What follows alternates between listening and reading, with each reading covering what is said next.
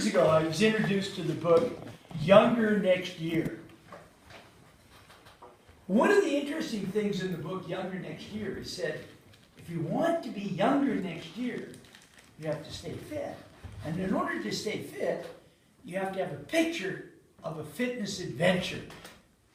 And he says it's much like the sailing, the kedging event, when in the old sailboats, when they would come into harbor and there wasn't any wind, they would put a boat ahead, put the kedging anchor down, and pull towards it.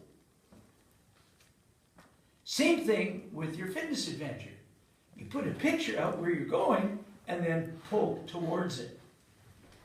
Mr. Contest Chair, fellow Toastmasters, and welcome guests. A few years ago, I started this program of combating adult adventure deficit disorder. It's a disease not many people know about, AADD. Now, in the process of doing that, I would be out doing a lot of training. And one of the ones that I did was a bicycle ride from Victoria to Manitoba. With my little tent trailer. And as I'm riding along, people said, "Are you doing this for some cure? Well, or some charity?" Well, not really. Then I said, aha! I'm bringing awareness to the two major diseases in North America. Do you know what they are? Well, you know one, AADD. Second one, procrastination. So I was bringing awareness to that. But I had a special system. I would ride for 47 minutes, then I'd take my bike off the side of the road, lie down, put my feet up, and take a little 9 to 11 minute break. It's an essential element, certainly for overcoming procrastination. You just do 47 minutes, take a break. So there I was outside of Calgary. And I'd taken my break, I'm riding along my bike, and all of a sudden, there's a siren behind me. That's the siren. It's the one I wanted. And I'm going, well, he can't be. The siren can't be for me. Until he said, "Hey, you pull over." I go, "Pull over?" I'm just riding my bike. So I pull over. By the time I get pulled over, there's the RCMP right behind him. And then right behind him, the fire department. The officer comes over and he's got his book. He said, "And who are you?" And I said, "In fact, I know. What are you doing?" "Well, I'm just riding my bike from Victoria to Manitoba. I've got a speech to give in Manitoba, and it was Bike to Work Week." He goes, "What?" He's not just sure I'm all there. And he said, "You have a support vehicle?" "No, just you." "How old are you?" I said, 70. "Yeah, let's get this down. You're from Victoria, and then Victor Linville." And then he said, "Was that you in the ditch back there?" "Yes," I said, "I just stopped for my little break.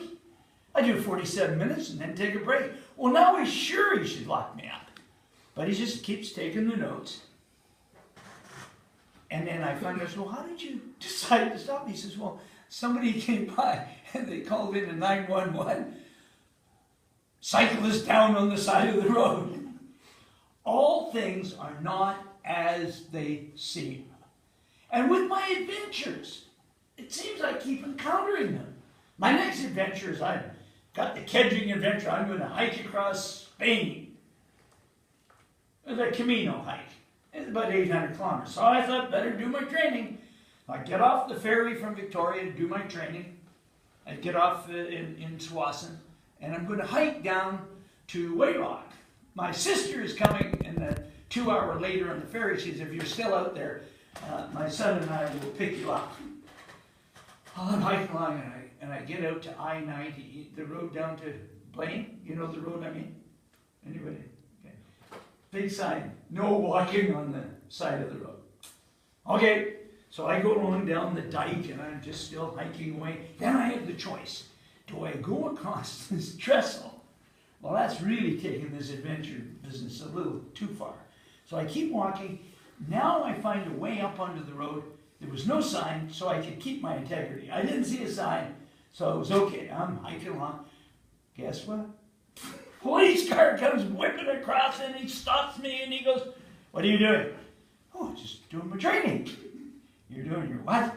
I was just training. Just came from Swasna and going to White Rock.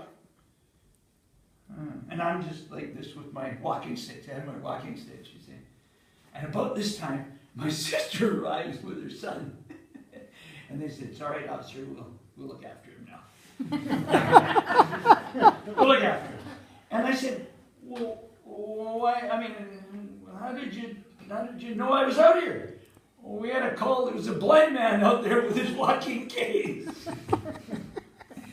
And there I was in Hawaii, still training, and I'm hiking along the road in Hawaii from my buddy's place out to just past Diamond Head, and I'm hiking along, and all of a sudden, another police. Only this time, he's on a motorcycle, and he pulls up, and I go, whoa, I'm not anything, and then he goes, whoosh, he throws both his hands in the air. I'm going, well, this is the U.S., I'll put both my hands in the air, too. He says, it's okay. He said, what do you mean it's okay? He said, we're just training for Barack Obama's tour next week, and we have to do this, and all this was to indicate it's all clear. You're okay. So I've often thought, can you just see the two of us there? Here's the cop with his hands in the air, and me with my hands in the air. All things are not as they seem. So, first, who would have thought that I would be going bike to work week to Manitoba to deliver a speech? Who would have thought you'd be in Hawaii still doing your hikes, and then the blind man along the road? All things are not as they seem.